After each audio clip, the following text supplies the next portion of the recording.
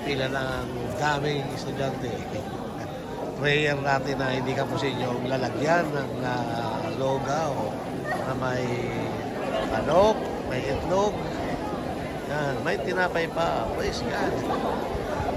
Yung lalagyan lang ang ilan bang lalagyan yun ay nabili ni Mrs. Ilang lalagyan? Sabi niya 500. Okay, praise God. Ito, praise God, salamat sa sponsor sa Emerald, Catalans Emerald Hardware, sa ating food feeding program ng ating programa sa Radyo Pilipinas, Radyo Publiko, dating Radyo ng Bayan, Birak. Yes, may magagawa ang Diyos. Yung pangalawang linggo pa lang ito namin dito sa Radyo ng Bayan.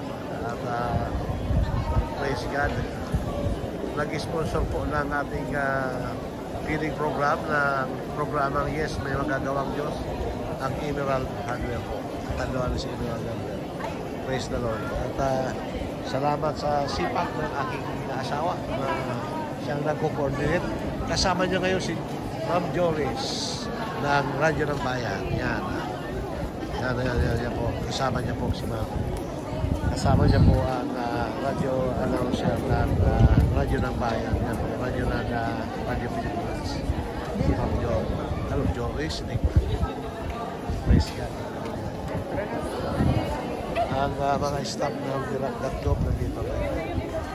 Close po ang ating tindahan ngayon dahil sa programang ito ng feeding program dito sa programang Yes, may magagawang Diyos. Praise God. Hallelujah. Ito ay lahat ng mga NSTP, yung ROTC, yan. Kapag kumain na sila magaan na. Praise God. At ito, sige pa. Nakapila pa ngayon. Dami na. Halos patapos na.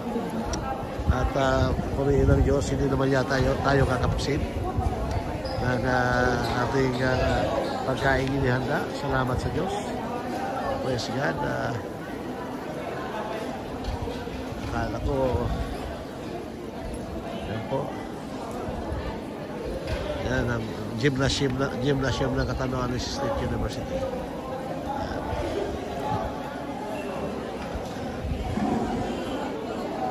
Pagkatapos na kanilang formation, yan, ito na.